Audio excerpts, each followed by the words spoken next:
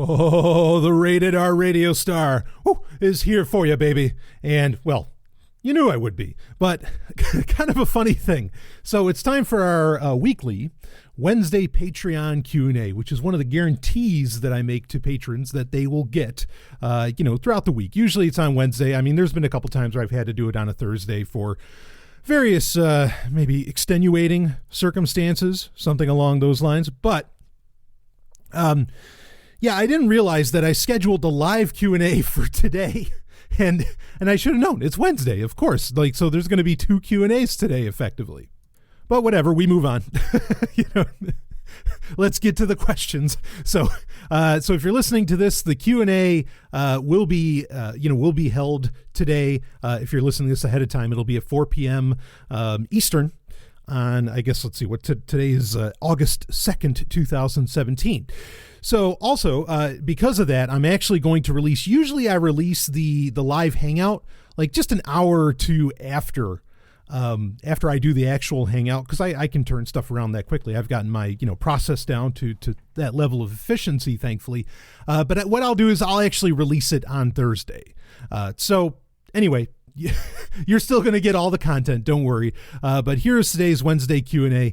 And I have a few really good questions to get into. So let's get to it. Though I will say on this week's episode coming up, I guess is that going to be episode 237? On episode 237, we will have got a new advertiser, which is really exciting. I'll be running that by you then. Won't announce it here. But anyway, always exciting, to know that Sovereign Tech just keeps growing. New patrons once again this week. There's always at least 1 or 2, if not significantly more. It's always an honor that happens.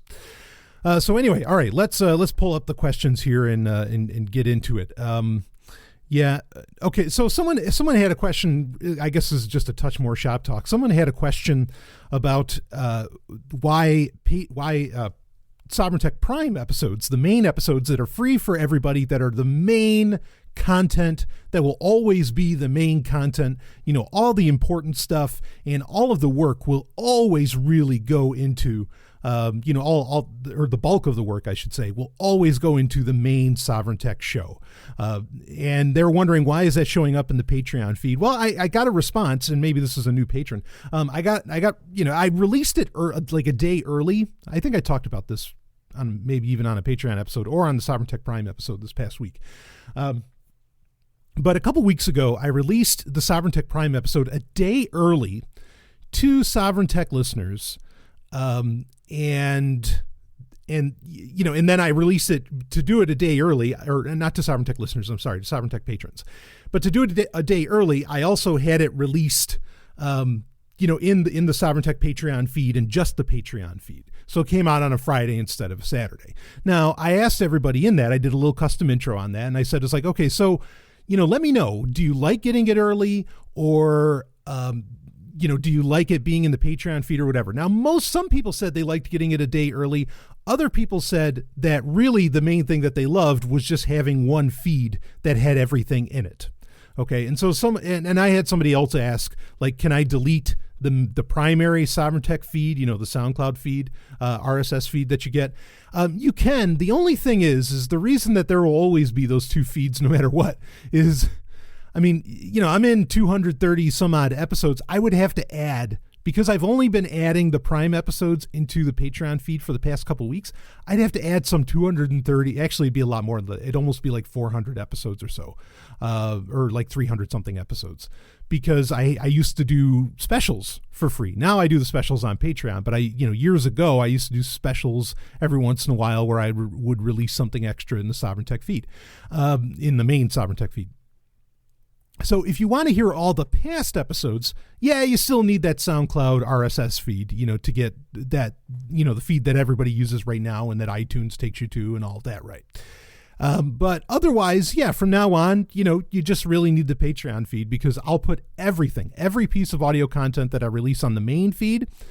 And of course, whatever comes out on Patreon, obviously, will come out in this feed. Now, of course, you got to stay a patron for that feed to work, but regardless, that's how that's going. And I think it's really cool. So I got really great response from that, and I kind of got it. I sort of admittedly releasing it a bit early. I have noticed other patrons, either that I patronize, or is that the right term? Either that I'm a patron of, or that I follow, that they do early releases of things, and they seem to be doing kind of, fairly well for themselves.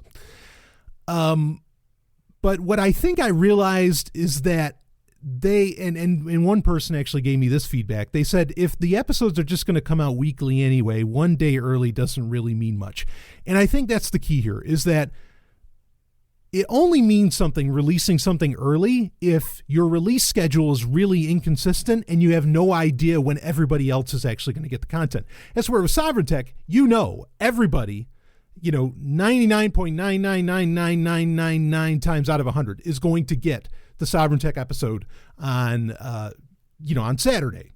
I guess like maybe once a year in the past 5 years, I've had to release an episode on a Sunday or something.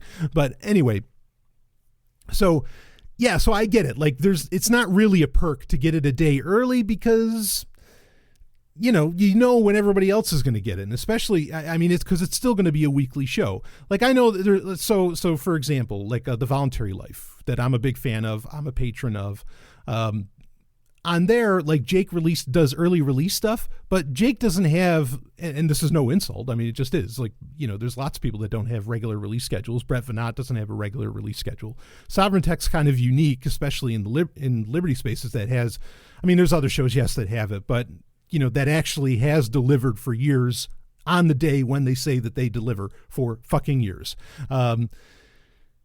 But, when they do early, when Jake does an early release, you have no idea when everybody else is going to get it. So it's cool that you're getting it early. Or when MK Lords, who's a patron, when she releases an episode of Iconosass ahead of time, you have no idea, when everybody else is going to end up getting that. It could be 3 days later, it could be 4 days later, it could be a week later, who knows? So it's cool and it feels special. But with Sovereign Tech, it doesn't feel so special if you get it early because when it's coming.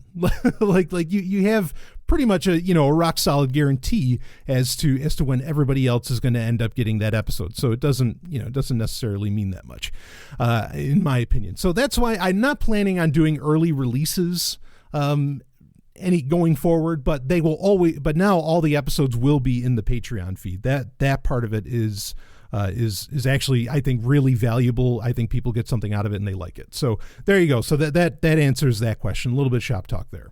All right, let's get on to the next question here. Okay, so this one, all right, so thoughts on riot.im. That's the website, riot.im. The software itself is just called Riot. Okay, so what Riot is, for those that don't know, and I think I was asked about this on at PorkFest during my main PorkFest talk. I think some people asked about Riot, about the Riot software, riot.im. And granted, like the audio quality of my recordings from PorkFest were a little minimal, so I don't blame if nobody listened to that and if they didn't hear me talk about it, but I could be wrong that I even talked about it, but I'm pretty sure I did. Anyway, so, and by the way I had it set up, like a lot of events, so something I've gotten used to here, in fact, this might be helpful for some people if I have listeners who I know also have podcasts, or maybe are experts, or they get asked to speak at events and whatever. A lot of events, this is not true for PorkFest. Okay. Absolutely not. In fact, I know the guy who got me the hookup as far as being, speaker there and everything. He would have let me, pretty much, he would have helped me with anything I needed. There's no problem there. So this is not about PorkFest, but other events that I've been to, they effectively lock down. Like they do not want you to have an independent recording of what you do. Well, here's the problem with that. Okay, normally I want to respect that I'm willing to respect somebody asking me, hey, please don't have an independent recording of what you have going on because we want to do, our own personal releases or whatever of that. Normally, just out of basic, just out of human consideration, not some kind of ethical stance. Okay. Just out of consideration, I won't do that private recording. Okay. However, some of these events never actually get it because they're, for whatever reason, they're not being run well. Again, like I said, this is not a problem for PorcFest. The guy that was in charge of the pavilion can, he can run anything he wants. He's good.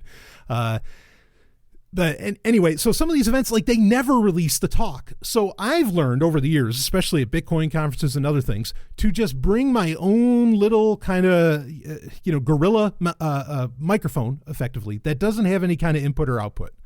Okay.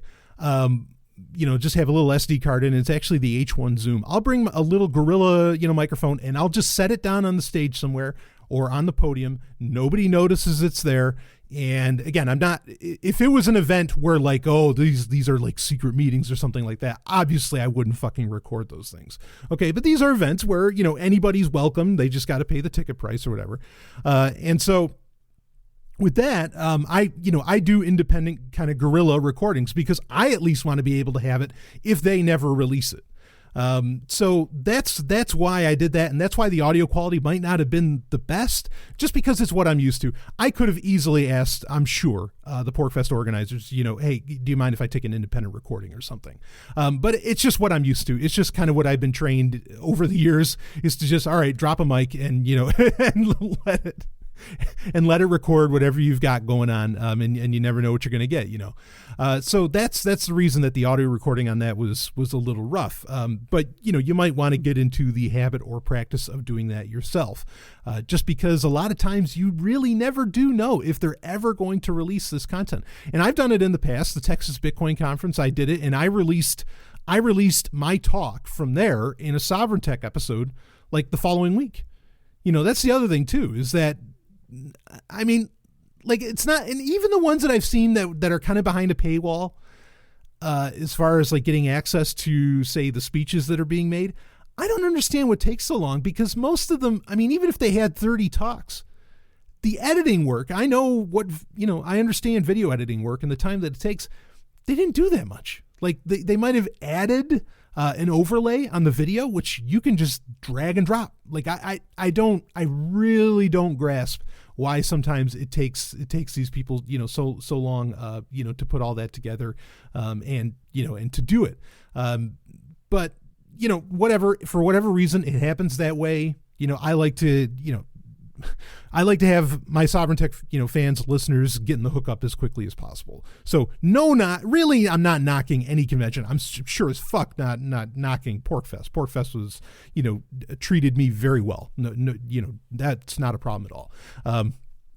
But if you're wondering about the lower audio quality, that's why. It's a very specific mic that I'm using, and I have I've learned to do, or it's become a habit to do a very guerrilla style with it. So anyway, okay, we're talking about Riot. So Riot.im, the Riot software, this is effectively a IRC replacement. Now, that said, right out of the gate, I will tell you, there's no need to replace IRC. IRC is such a beautiful independent protocol of the internet infrastructure. What I mean by that, IRC is not the World Wide Web. IRC is not email. IRC is not Usenet. It is one of four or five primary communication protocols built into the internet. Okay, that's not the World Wide Web. You have to understand, websites and all that stuff, that's one aspect. I say this all the time. That's just one aspect of the internet. The internet is all of these different things. It's SMTP, which is email. It's Usenet. It's, there's so much, there's different protocols, different layers of the internet that you can interact on. BitTorrent is a separate, effectively a separate protocol. So IRC is really important because it is that completely separate protocol. Like it is that separate thing that works all around the world. It's, it can be largely federated depending on what nodes you want to set up and everything. It is just a beautiful, beautiful little technology. Okay, so IRC should never be replaced. Now, I'm not saying that the Riot developers would even want to replace IRC, but they've effectively created like the modern version of IRC. Of course, IRC stands for Internet Relay Chat. And again, IRC has been around for decades, okay, as to where Riot is fairly new. And as I understand it, it's still very much in beta. So keep that in mind that it is beta software. The differences, the improvements that Riot makes over, say, IRC, well, the primary one is that it's encrypted. Everything being done in the Riot app is encrypted. This is all open source encryption. Everything about Riot is open source. Great, good, okay? It has other features, like it has video chat, encrypted, by the way, encrypted video chat, encrypted audio chat. And again, it has this ability of creating various rooms, just like IRC. You can have private chats, just like in IRC. It very much works like IRC. Just everything is automatically encrypted, end-to-end encrypted, and you have the option of video calls and voice calls. And there's other things I imagine they're baking into it. Okay, I like Riot fine, and it's cross-platform. It does, and obviously it does a much better job than IRC does as far as being cross-platform. I mean, yeah, I have an IRC app for my Android phone. Okay, but you know, it is kind of wonky, as solid of an IRC app as it is. So, you know, Riot, it's cross-platform in that it has apps for, you know, for mobile as well as software that you download, you know, onto your desktop. It has a web interface as well, you know, that you can just use. So it's everywhere. Again, keep in mind this is beta software, so don't go basing your life on it yet, even though it says it's encrypted. Okay, wait until it's set, and then you can have a little more confidence on all that. But I mean, maybe it's just certain features that are beta. Like I think the encrypted video chatting or video calling is in beta. Anyway, I like it fine. I have no problem with it. I have it installed on my computer. I've used it a few times. It can be. I mean, it's not at the point. It's really not. It's not at the point where grandma can use it. Again, famously myself, or infamously, I like to say that, you know, I loved my grandma. She's passed away. But I'm not concerned about grandma using a computer. Like I'm just not. Okay. That's really not going to be a part of the program. I know a lot of people, Ernie Hancock, some others, like they're like, oh, when is grandma going to be able to use it? She can't. Okay. And she never can. Because to do security right, it just can't be that simple. You know, it really can't. Even something like we talked about the Briar messaging app, which I am so excited about. I think is so cool. In fact, I found out from Paige Peterson, which I saw her. Oh man, I went to her tournament. I shared some of this on social media. I went to her tournament. She was at a Brazilian Jiu-Jitsu tournament in Boston. Stephanie and I went to it. She was awesome. She didn't win, but she was awesome. Like it was so badass. You know, I love to see when I'll get back to the Briar thing. I love to see, you know, kind of the Sovereign Tech Cabal, as Sovereign Tech listeners have started calling it.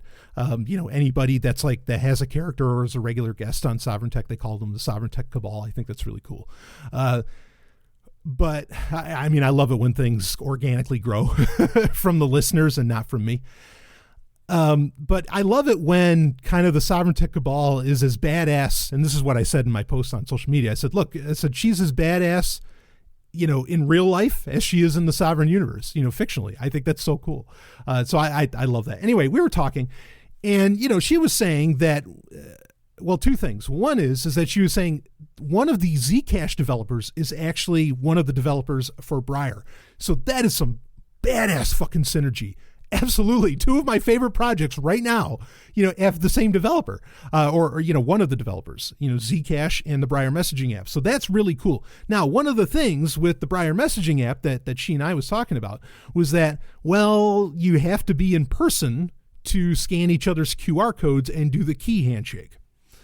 I like that. Paige, of course, completely understands why I like that. I mean, we've been friends for years. She knows me as well as anybody.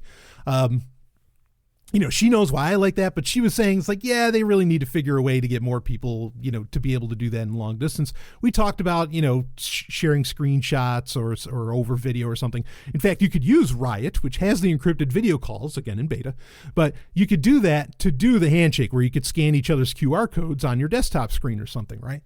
So, you know, that's a solution to really to help out with that. But let's be clear here. Grandma's not going to be able to figure that out, and grandma's not going to be able to travel generally to where she could have, or people may not even come to her, to where she could, understand the importance, or even how, or have the ability to go about doing that in-person, exchange of keys,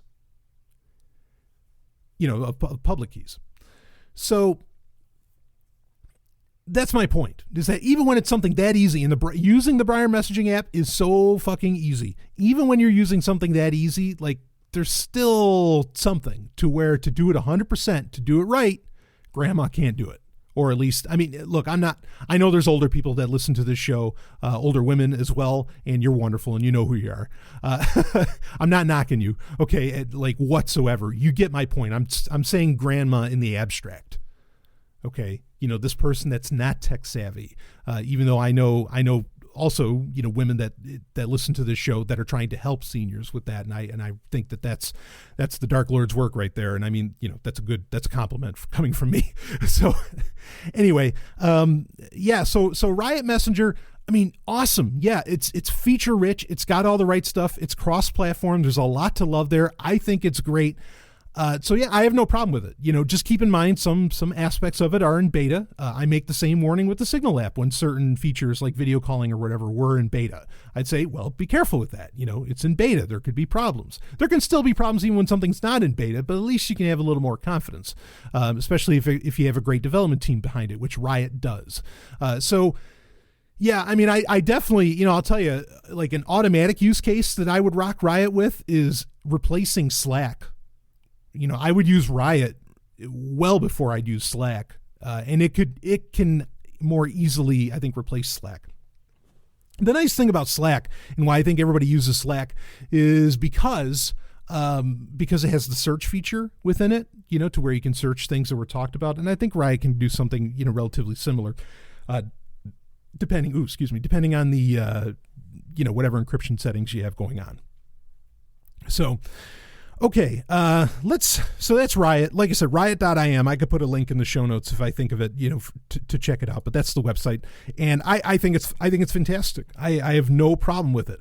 Now, it's not to the level of independent existence like, say, RetroShare. If you're wondering, can it replace RetroShare? No, not really. RetroShare is such a beautiful animal. In fact, if you're not using RetroShare yet, go to retroshare.sovereigntech.com, and I put the link in every show note, every Patreon episode show notes for that. And get your hookup, get on top of that. Great stuff going on there. I know a lot of people communicating and talking. I will say though, quick, something I realized about RetroShare that is a little bit of a problem. RetroShare will drain, because of its how much it uses the network, and because of its because it's based on DHT, on distributed hash tables and everything, effectively like BitTorrent, it can drain your battery like BitTorrent does. Like, with the constant up and down, there's so much network activity going on. I'm going to get to the point to where I'll probably install RetroShare on a Raspberry Pi, which I have next to me, and kind of like almost use that computer as a RetroShare computer, to do whatever, and then hook up an external hard drive to it or something, and all of that. I think that might be a really great use case. Like, put Ubuntu Mate on it, and then put RetroShare onto it, because there's great support for RetroShare with Ubuntu, and have that go. That way it's always plugged in, and it doesn't really matter. And even if I had to, like, really run with that, you can power those external power packs.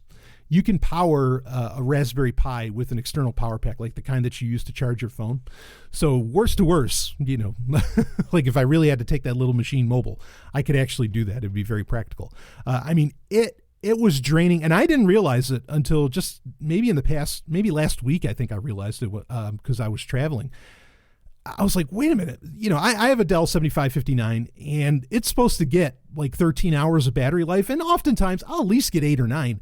I was lucky if I was getting 2 hours. It was bad. And I'm thinking about it, like, what is draining the fucking battery? I'm like, it's not Chrome. Like, what's going on here? And then it clicked, and I was like, RetroShare, because the RetroShare Sovereign Tech community has been, so active as late. as to where before when I was running RetroShare, nobody else was really using it. So it wasn't doing much. But now it's so active that there's, a lot going on that I was like, oh, and I had it open all the time now. And I was like, there it is. So anyway, that's not a knock on RetroShare. RetroShare is still a phenomenal piece of software. I don't know what exactly to do about that it's not a bug. I don't know what to do about the battery drain issue.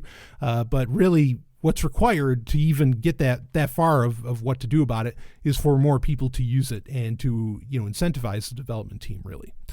So anyway, just a little side note there as far as RetroShare goes, since I just quickly since I just quickly mentioned it. Anyway, let's get to the next question. All right, so on to the next question. This one, we're going to wax philosophical here. So this actually comes from something out of the Sovereign Tech Uncensored Facebook group. And it was somebody asking, there was a story about a guy who was kind of mentally unstable or whatever, and he kept... Let me see if I can pull up the story very quickly and just kind of break that down briefly so you know what exactly happened here, and then you can understand kind of the question that was asked of me, because people were like, well, what do we do in a world, the situation that I'm about to describe, people are like, well, what do we do in a world without police? Because I've talked about how you don't need police in an anarchist society. And so the question was, well, what do you do about this kind of person? And I gave a response, but let me tell you a little bit about the story before we go there. It's from July 20, or it was updated, I guess, on July 26, 2017, in Coon Rapids, Minnesota. Oh boy. People in 2 Coon Rapids neighborhoods have described him as a monster who has made their lives miserable. For Coon Rapids police, he's a usual customer who they have encountered on more than 80 police calls in the last few years, generating 800 pages in police reports since 2016. To his mother, he's the victim of a conspiracy among his neighbors. For many, Jason Mulvaney, 39, is a nightmare wrapped in an enigma. Quote, this was a nice place to raise my kids, and now it's a nightmare, end quote, said Andy Salazarno, who lives on Kumquat Street, where Mulvaney lived until earlier this year when a temporary court order forced him to move. Mulvaney still owns the house. Jaylene Tenure lives on Hanson Boulevard, just across the street from the home where Mulvaney now lives with his mother. Quote, last week he threatened to bash my head into a wall, end quote, she said. She told police about the threats documented in a police report and how Mulvaney stands outside at all hours screaming and cursing, sometimes at no one in particular. She began videotaping the episodes, including when Mulvaney walked up to her family's car in a threatening manner. Quote, I don't know what the line is. He will cross one day, end quote, added Tenure. He may have come close in December. Police arrested Mulvaney after he was banging on a neighbor's door at 2:30 in the morning, screaming profanities. The woman said he had a 6-inch knife and was scratching it against the window. Altogether, Mulvaney has 27 cases pending against him in Anoka County. 3 of those cases are felonies for fleeing police, second-degree assaults, and threats of violence. The 24 other cases are misdemeanors, 5 gross misdemeanors for disorderly conduct, harassment, obstruction, and assault. Mulvaney is yet to be convicted. I'm sure he's convinced. Yet to be convicted on any of the charges, and even though he's been found competent to stand trial, his attorney keeps getting delays. Why can't he be stopped? Lindsay Salazarno encountered him last September when she was out for a walk with her 4-year-old son. Quote, I knew this guy was off, said Salazarno. He insisted we get in his truck when it got kind of weird. He just started circling the house. I go, hey man, I don't have trouble with you. Need to leave us alone, said her husband Andy. That's when he hopped out of his truck with a screwdriver. When police caught up with Mulvaney that night, they gave him a citation for disorderly conduct, another misdemeanor. Squad car dash camera video from that night has an officer telling the man, quote, your behavior is alarming, end quote.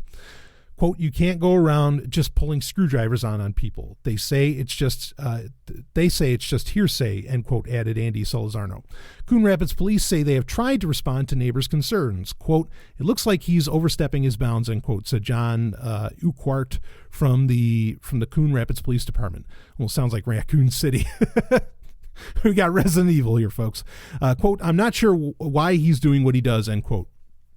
The Fox 9 investigators examined 800, and that's where this story is coming from, is Fox 9, examined 800 pages of police reports filled with profanities and creepy behavior. The list includes, quote, screaming in demonic voices, end quote, threatening neighbors, quote, if you call the cops, I'm going to break your fucking neck, end quote, and screaming at a stranger, quote, I'm going to make you have my baby, end quote. Ooh, boy. Okay, reading on. Quote, typically a crime like terroristic threats, they need to make a substantial threat to carrying it out, end quote, said Urquhart. Larry Rex and his daughter have a long-running feud with Mulvaney with dueling restraining orders, threats, and allegations on both sides. Anyway, there's some more here. I'm going to read just a little bit. Even Mulvaney's own family has had trouble with him. His mother called police last year when he was acting aggressive after his medication was changed. According to court records, Anoka County tried unsuccessfully to civilly commit Mulvaney 17 years ago because he had a traumatic brain injury from a car accident and was chemically dependent. According to police reports, he's currently on methadone, a treatment for opioid addiction. We tried to talk to Mulvaney, but he never came to the door. Quote, you don't want to talk to him, end quote, said a man identified as his stepfather. Quote, every other word is the F word, end quote. Mulvaney's mother called the Fox 9 investigators back and said her son is the real victim. Quote, this story needs to be told, she said. He's been abused and he has severe PTSD, but by this abuse he's been subjected to, end quote. In a letter to Fox 9, Mulvaney's mother wrote that the neighbors who complain are part of a conspiracy orchestrated by Larry Rex and his daughter.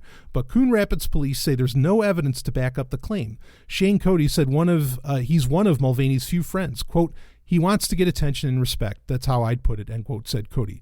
According to court records, prosecutors are hoping for a trial on the 3 felonies in October. A pretrial hearing on the 19 misdemeanors and gross misdemeanors is scheduled for November 16th. Okay, so what we have here potentially, based upon what I just read, what we have here is a guy who seems to have, there's a potential brain condition. There was brain surgery at one point, but as far as there being a condition, we can't exactly say. He's on various medications. Okay, so let's just break it down to, we got a guy that's kind of nuts, probably doesn't mean what he's doing, but he is being very threatening, and especially if somebody pulls out a knife and certainly is starting to damage, like starting to scratch the window or whatever. This is some pretty threatening stuff. And the argument goes back and forth with what can the police define as threatening, what can they lock him up for, blah, blah, blah. His threats, like verbal threats of saying I'm going to make you have my baby, things like this. I just read the bulk of the list of shit that this Mulvaney guy has done. So the question is, in an anarchist society, in a world without police, what do you do? Now, I think the easy cop-out, no pun intended, the easy cop-out that a lot of people want to run with is that in an anarchist society, you wouldn't have people with mental conditions like this. Like, hopefully whatever brought this on just wouldn't occur. Or in a free market society, you would have such incredible medicine that nobody would ever have a brain problem if that's what's going on here. This person has a brain problem, blah, blah, blah. Okay, that's the easy cop-out.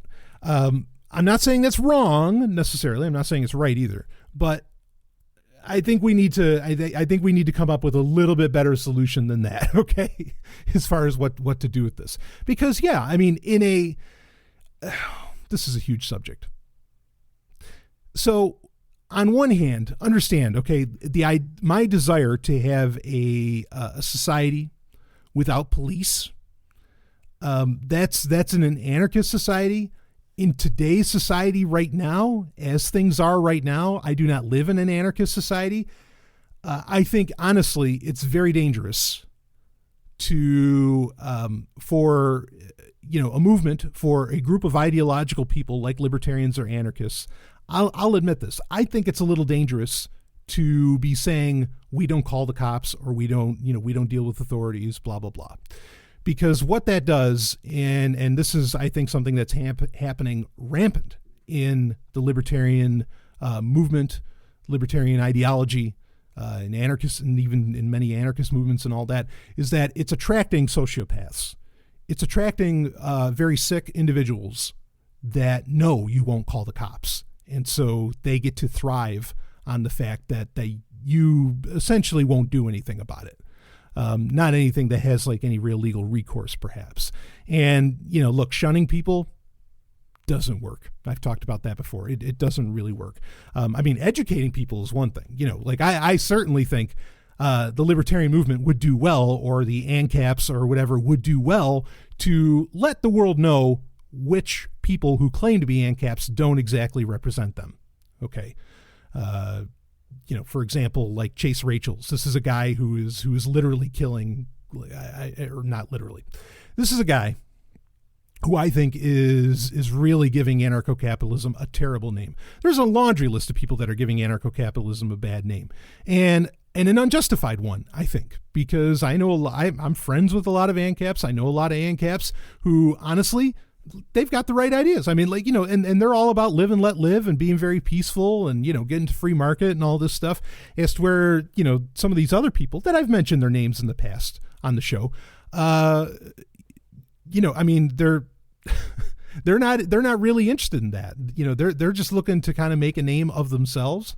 And I think they have some terribly anti-individualism ideas. Anyway, I won't spend a whole ton of time on that, but I do think that there is a very real danger in espousing that just because in your perfect world, or in the world you're trying to create, which I applaud, people wanting to, make their own utopias and whatever, whether it ends up being full on utopia or, something close. While I applaud and personally myself, I don't want there to be police in the society that I live in. Let's be careful about saying, yeah, we're not going to call the police right now. Because I think that brings in people, of a very, very ugly ilk when you do that. So anyway, but let's say we're in what do they call it? Lib-pair. We're in libertarian paradise. We're in an anarchist paradise or something. There are no cops, but you have somebody with a mental condition or that is doing all this stuff. What do you do? Okay. So 2 points. One is, and this addresses the police thing as well. One is that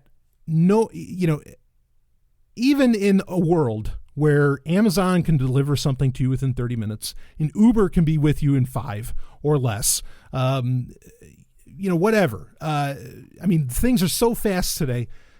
The cops are never fast enough.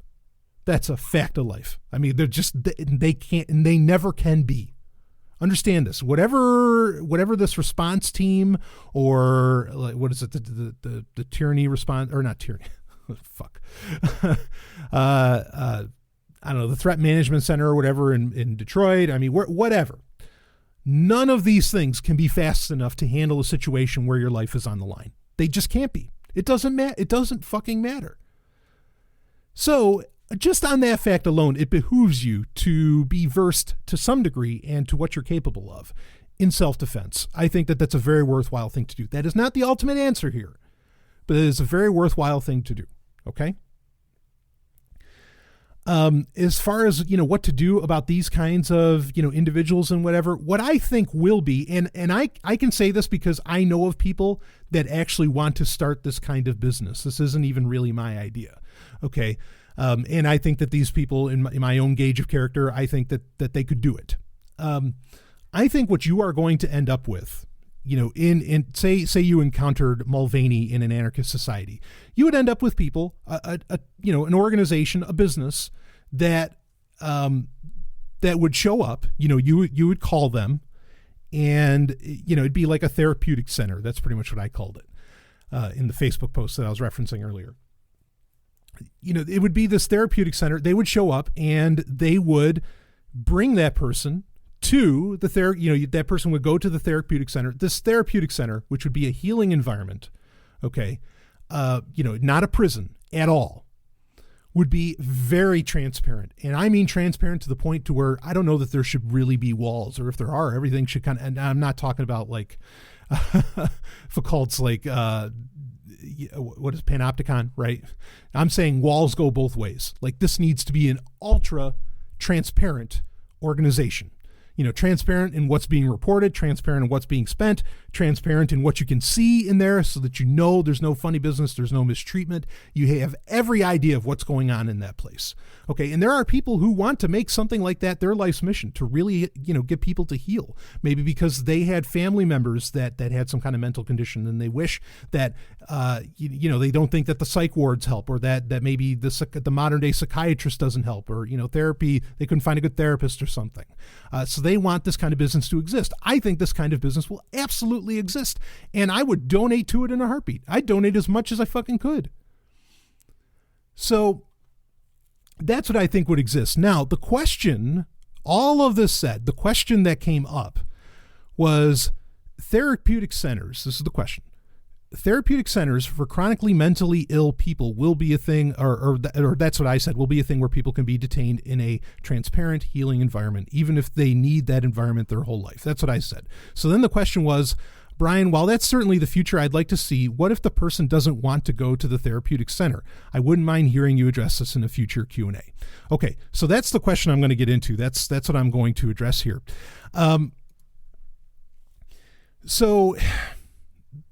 I think part of the reason that this question comes up, or part of what some would see as the problem, you have a couple problems here.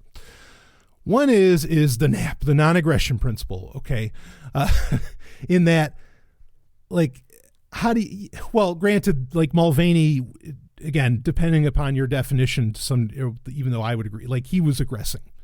Okay, if a guy is scratching a window with your knife, I think you are well within your liberties, and I would go outside, and I would, depending upon the safety of the situation, and it differs on one's ability and everything, but I would get this guy in a half Nelson in a heartbeat, and I'd hold him there, and I would, and if the therapeutic center that I'm talking about existed, I would call them. So, I mean, the NAP is such bullshit. I have a YouTube video where I talk about the NAP and the problems with it, because it's just an excuse to punish, right? If a person doesn't want to go to the therapeutic center, but they are being obviously, like, very aggressive and threatening harm and all of this, I mean, at that point, like, I think, the therapeutic center can show up and do something about it. I mean, we have a real problem here, okay? Because there's lots of people who maybe are dealing with alcoholism, are dealing with all other kinds of real issues where they're not, like, look, when you're drunk, you're not right in your own head. I mean, that's just a fact. I don't think anybody argues that. And if you're making kind of life decisions while you're drunk, I mean, there's a problem there. And if it's a continued situation like alcoholism is, you need treatment, but you're probably never going to decide as an alcoholic, and please, no offense to alcoholics, but you're probably not going to decide willfully to go get that treatment. So what do?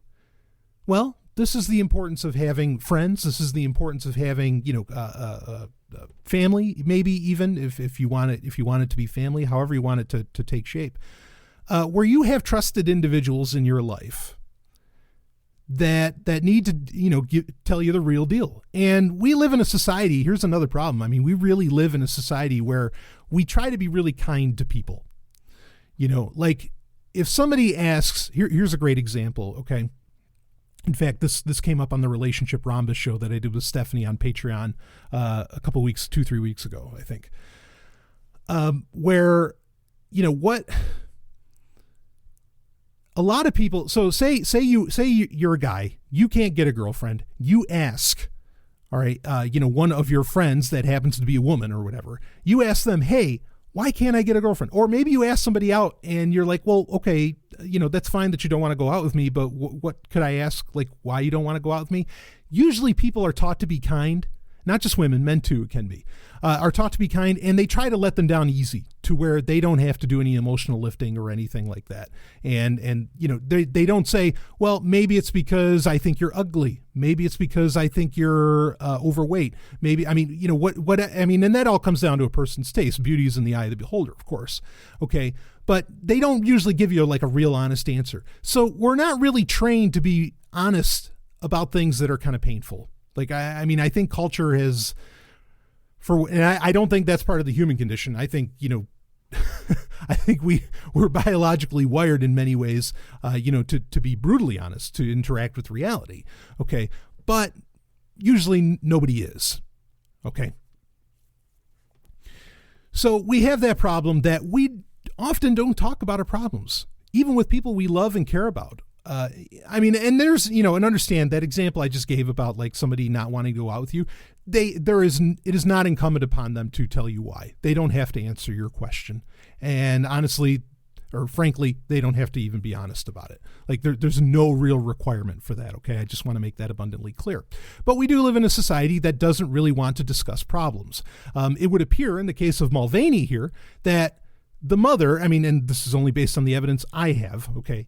The mother is living in a bit of a dream world, thinking that her son is fine, and she cares very much about her son, and she doesn't want to face the reality that her son has a mental condition of some kind. Okay, now the hard part with all of this. So you can say, well, you have trusted individuals around you, family, friends, whatever, and they will just have to do an intervention, step in and say, hey, you go to this therapeutic center. Okay. I'll explain more. There's analogies, not that, proof from analogy is proof, but anyway, I'll explain more in a second. The other problem that we have here, with this whole situation is that who decides what's mentally unstable, right? If you asked, what is it? The DSM-5, right? Is that the popular psychology book that has all the different mental conditions that you have? What's the one odd? Some kind of like obedience disorder or something. Like effectively they don't do what they're told. Well, I would argue that's a damned good thing. Okay. That people don't do what they're told and they have obedience problems. Because disobedience, in my opinion, is the first virtue. But the state would say, oh no, there's something wrong with you when you don't listen to authority. So, right. Who decides what is mentally unstable or mentally not healthy? That's a huge problem. Okay. And that's why, but I think part of the answer to that is that's why people around you, your friends, whatever, they know you. They know when you're not, acting yourself. But so to get to the solution of this, okay, so there shouldn't be some kind of like overarching board that decides what is normal behavior for people, because the human condition is so complex and varied that, there's a lot of different answers to that question, in my opinion. Okay. The baseline, in my opinion, always is if somebody is threatening or using lethal force. Look, that is against human nature across the board. So, you got to do something about that. You got to step in. But I think kind of the answer is that a community, say in an area where in one of these therapeutic centers, like there would be a largely agreed upon, and again, this comes down to that extreme transparency of data, of finances, of the building, of everything that this therapeutic center would have to have. Okay, extreme transparency, no secrets. You would be able to, people would be able to independently kind of vet that. That they agree that there's something wrong with this person, okay, or that something's going on, and there's some kind of data that we would have that would have like a baseline of what proper cognitive, or not proper, but what a normal. I even hate to use the word normal. What cognitive function would look like for the person, things like this. There's a lot of possibilities there. Now, you can say to that, well, what about privacy? What if people are ashamed that they have, what if they feel shame over, like perhaps they have PTSD or they have some kind of mental condition or whatever?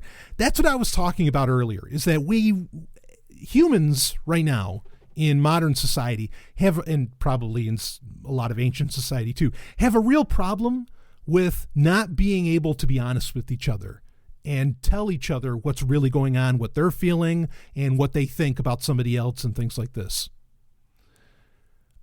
That's not to say, of course, this therapeutic center wouldn't like invade your thoughts and share like everything that you're thinking in your brain. Of course, it's technology we don't exactly have right now, but that's not to say that. But there would be a lot of transparency as to what the treatment looks like and things like this, and people could more readily see. I mean, you would have, it would be so open, like just everything would be constantly being vetted at all times. And so, yeah, I mean, you're going to have to, but if somebody's acting like Mulvaney and you think they need to go to the therapeutic center, the therapeutic center is going to have a team that can, I'm not saying put you in shackles, but is going to come and take you away, I mean, effectively. And then if they find there's nothing wrong, well, then you get let go. That's really kind of the way to, that you would have to solve that if you're in a anarchist society, or not the way you have to, but that's sort of what you're dealing with, in my opinion. I mean, I think a lot of people also would just very quickly say, well, if somebody does that, like somebody's going after me with a knife, I'm shooting them and it's over. No therapy involved. I get that. I'm just saying, what I'm describing to you is an alternative. Okay. These idea of these extremely transparent therapeutic centers, and it being within an area, where, judgments on what the situation is, like with Mulvaney, can be made. I mean, again, it's painfully obvious if somebody's coming after you with a knife, like that's, and if it's just a mental condition, okay, then let's go take care of this person. Myself, now, I would argue that, like, again, there's never going to be, well, I don't know that there's ever going to be a world, okay, where Earth, where there's ever going to be a landmass large enough to where you could have an anarchist society that could even fund one of these therapeutic centers, let alone anything. I mean, I really, personally, I think as far as on planet Earth, I think all you're ever going to get, you're going to have like these kind of crypto pockets, okay, of 5 to 15, maybe a little larger, of anarchists that just get together. They live in this one area and they kind of don't tell everybody that they're anarchists, and they just sort of do their thing in their one little area, and they interact, and they still go shopping at Price Chopper or at Hannaford or, wherever they happen to shop. They go and do that, or at Publix or something, and they just interact with the rest of the world, and they largely just ignore everything that's kind of going on around them. Okay. That's sort of my, what I called observationism. Okay. The idea of sort of living by the prime directive. Like, in fact, a friend of mine once said, he says, here's my argument for not voting. I believe in the prime directive, and I don't interact with inferior species, saying that if you vote, you're an inferior species. Yes. He meant it somewhat in jest, but his argument was kind of sound. Like it's an inferior way of interacting. The concept of voting is just nonsense. Voting with, the threat of force behind it. And so anyway, which, all electoral politics has the threat of force behind it. So I hope that made some degree of sense.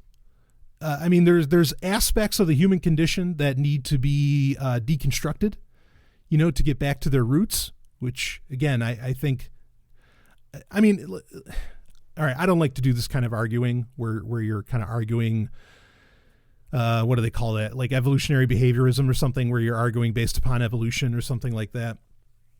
That's a very slippery slope. That's very ugly. That can lead to a lot of different interpretations. So, but one potential interpretation would be that, look, if anybody in the tribe didn't describe what was going on for them, the entire tribe's life was on the line. Okay. So I don't think humanity would have made it this far if by nature, I hate using that, if by nature it didn't describe what's going on. If it wasn't open about, what's hurting them, what they're feeling, and all this. I mean, that's why things like, nonviolent communication, E-Prime, a lot of these other, different talking styles or whatever is all about connecting what's really going on for people. That way you can more readily assess, say, what's going on with a Mulvaney, or again, like I said, with Mulvaney, I mean, there was a knife involved. Look, that's just fucking obvious. Okay. But yeah, I mean, in a large enough anarchist society, there's going to be, and again, it needs to be as transparent as transparent aluminum, which isn't real, but neither is an anarchist society. So of that size. And I don't know that it ever will be, but it has to be transparent. But yeah, that that group is going to have the authority to, if something's wrong with me, take me away. And I mean, and understand, like, it kind of makes sense. Like, I would agree to that myself out of my own self-interest, because if I was doing something that could potentially harm me, or I was doing something out of character that would incite somebody else to maybe kill me or harm me or something like that because of actions I was doing outside of my, shall we say, right mind, I'd want that therapeutic center to come get me. I would sign up for that. So I'd willfully want to be a part of that kind of, that kind of, therapeutic business, you see. So I hope that makes sense. Anyway, let's end off with a couple of geeky things, and then we'll wrap this up. So yeah, all right, we'll end it with something fun, then we'll wrap this up, and then we got our live Q&A coming up. Let's see if I can just read it quick. Okay, so all right, yeah. So the question is any? Wow. So all right, so the person's asking about comic books, and they're asking about a TV show. Both like recommendations. So the person said that they've downloaded everything that all the comics that I've talked about, and they've read them all. Wow, you have been doing a lot of reading, baby. That's taken me years to read all that shit. Good for you. Anyway, any exciting comic book series coming up? That's pretty much the end of it. Yeah, real quick. Probably the most exciting thing, I think it's coming out in September, so I guess it's next month, or maybe it was October. But there's going to be a crossover with DC and Dark Horse, where it's Wonder Woman and Conan, which are two of my absolute favorite just characters of all time. Forget about comic books. And in fact, I have in celebration of this comic book series that I think they announced it about a month ago. That's coming out. I have my Funko Pops of Conan and Wonder Woman actually together, and they showed a little bit of art from it, so this is already well in the works. It's going to be a limited run, but I think it's going to be an exciting one. They showed a little bit of art from it, and I mean, like, I'll just say I was turned on. Like, I was so turned on. Like, the idea of, Conan being, just this powerful, person that he is, and then Wonder Woman, also having that incredible power. I mean, this, let's just call it straight here.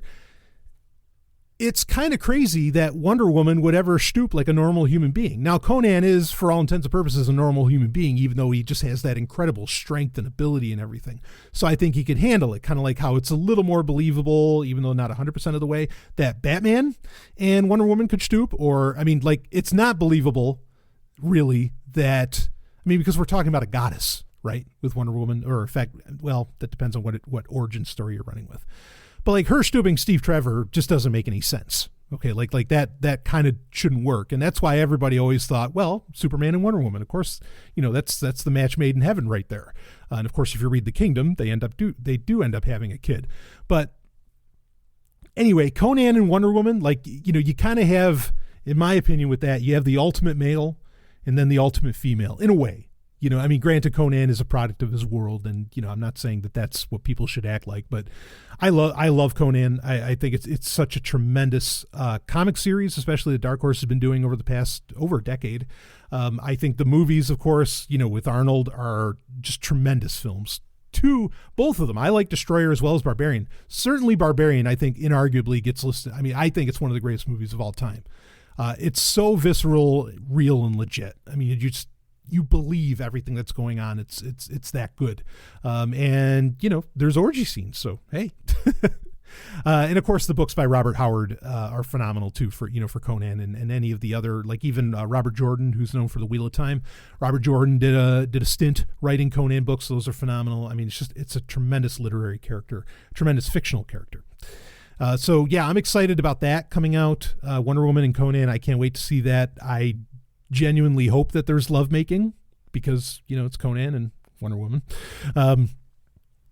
So the other one was just if there was one show that I would recommend everybody check out that maybe they've never heard of. What do you think it is? Well, that's I think I might have mentioned this before. It's a show from the 90s. It was part of when the Sci-Fi Channel or late 90s. When the Sci-Fi Channel just started branching out into their own content. when they started doing that, they made 3 shows. Not that they kind of made them. It was other production companies, but they were kind of quasi-funding it or whatever. The 3 shows were Lex, which was the last show that would air on Friday nights. Farscape, which is wildly popular. A lot of people love that, of course, by Jim Henson Productions. I love all these shows, by the way. And the third one was something that was, kind of billed because Francis Ford Coppola was a producer for it, kind of like how people will use Steven Spielberg as producer to try and, market something and sell it. And that was First Wave, which was all about this guy. It's all about this alien invasion that supposedly Nostradamus predicted, and this run-of-the-mill guy who ends up becoming part of the experiment.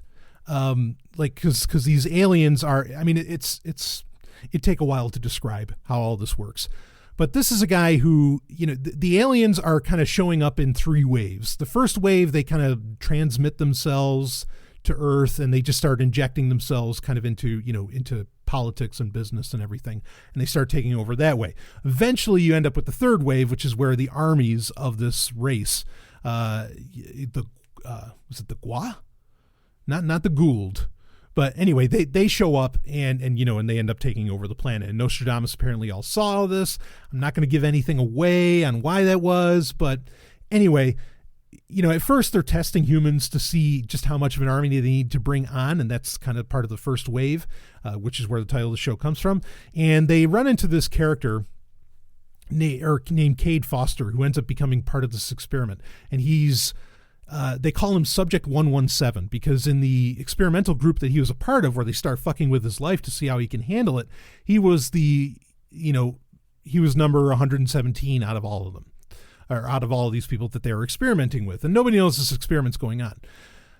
And he survives and thrives and moves on, despite the fact that the aliens start tearing apart his entire life, replacing his wife and all this other crazy shit. He loses his job. It's just this maddening stuff. And then he goes on a crusade, effectively, to put a stop to the first wave before the second and third waves can start. And he meets up with this hacker buddy guy called Eddie Nambulus. It is Sebastian Spence plays the part of Cade Foster. He's the leading guy. It is a tremendous show, very individualistic. There's no trusting of the government. It is such a badass, cool little show. It went 3 seasons. The only reason it went 3 seasons was because of Francis Ford Coppola's name, and the Sci-Fi Channel said, okay, we want to guarantee for 3 seasons. Because I don't think the ratings were necessarily there. It's a pity that they weren't, because it was fucking great. But the third season, they tried to ramp things up. They brought on Tracy Lords. Yes, that Tracy Lords in the third season. Then they bring on kind of this independent sort of freedom fighter group called the Raven Nation. Really, the whole thing is so cool. It is one of the coolest shows ever made. One of my favorite shows ever made.